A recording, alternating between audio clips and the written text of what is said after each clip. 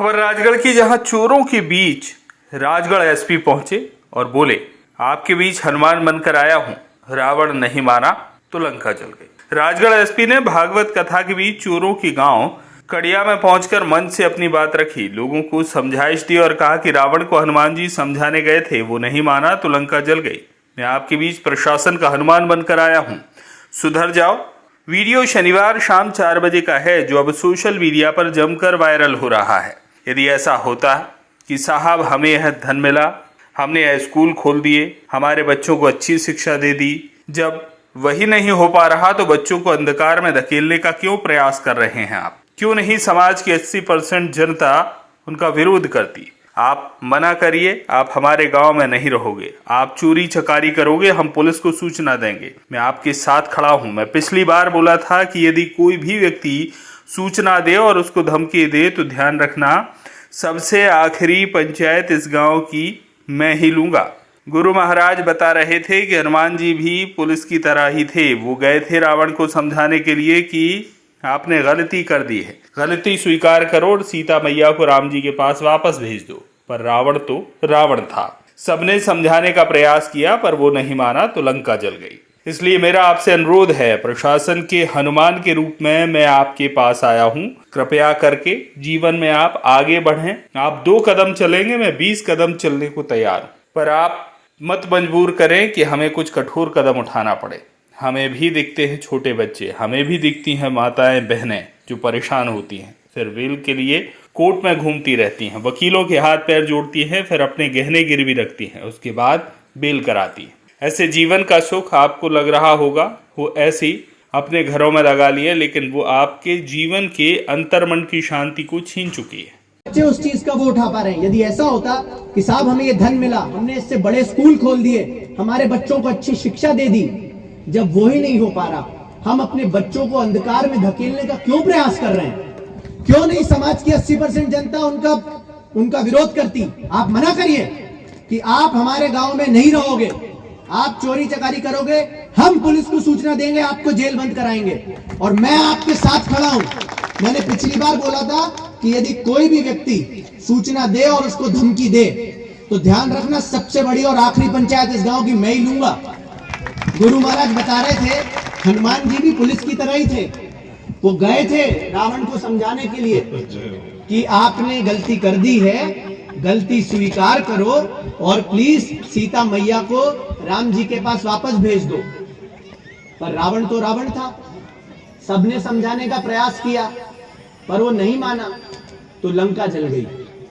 तो इसलिए मेरा आपसे अनुरोध है कि आज फिर प्रशासन के हनुमान के रूप में मैं आपके पास आया हूं। मैं आपसे अनुरोध कर रहा हूं कि कृपया करके सही चीजों में आप आगे बढ़े।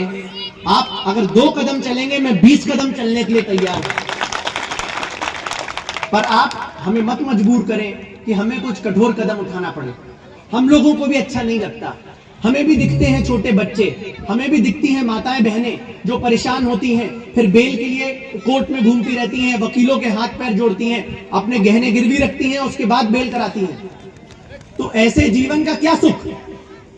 आपको लग रहा होगा कि वो एसी जो आपने घरों में लगा लिए हैं वो बहुत सुखी आपको कर रहे हैं, पर आप भी जानते हो वो आपके अंतर्मन की शांति को छीन चुके हैं। अभी थोड़े दिन पहले दूधी गांव के, क्योंकि माननीय विधायक साहब का हमेशा इसमें रहता है कि कैसे लोगों को मुख्य धारा में लाओ। इनको लोग चोर कह के इनको कह चुके हैं लोग, पर इनको अगर मुख्य धारा में ले आओगे तो यही चोर इस समाज का मूल निर्धारण करने का काम करेंगे। दूधी के लोगों ने पहले उनको भी था कि हम गलत कामों में जुड़ेंगे, पर आपने देखा होगा, थोड़े दिन पहले सुना होगा, वहीं के सभी लोग उन्होंने खुद आके बोला कि हम आत्मसमर्पण करना चाहते हैं, हम चाहते हैं कि हमारे पे जो पहले कार्रवाई हो गई उसका निकाल करवा दो, हमें कुछ सरकारी योजनाओं से जोड़ दो जिससे कि हम अपना जीवन बेहतर कर सकें। तो आज ये मौका गुरु महाराज के माध्यम से, माननीय विधायक साहब के माध्यम से आपको भी मिला है, तो क्यों पीछे हटना है? आपको डर है ना कि एक हमेशा लोगों को शंका रहती है कि साहब आप अगर हमने कर दिया, हम आपके सामने आ गए तो हम पे 10 नए केस बना दोगे, हमें फिर इधर भेजोगे उधर भेजोगे। मैं आपको विश्वास दिलाता हूं कि आज 1 मार्च से पहले की जो घटनाएं होंगी उनमें जो लीगल प्रोसीजर होगा उसको भी आपकी मदद से कराएंगे।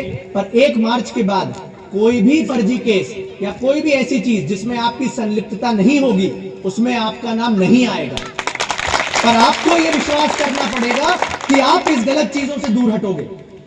हमें आज आप ऐसे देख रहे हो, आपकी फोटोज इतनी अच्छी दिख रही हैं। अमूमन आपकी फोटो सीसीटीवी में आती है दूसरे प्रदेश से, दूसरे देश से, तो हम ढूंढते रहते हैं कि भैया ये बहन किसकी है, ये माता जी किसके घर की है, ये भाई किसके घर में रहता है।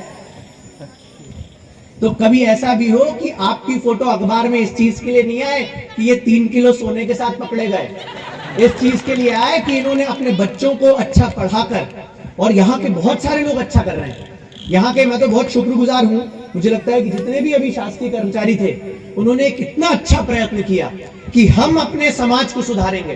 कोई बात नहीं साहब, हम इस समाज से आते हैं, हमें भी शर्म आती है।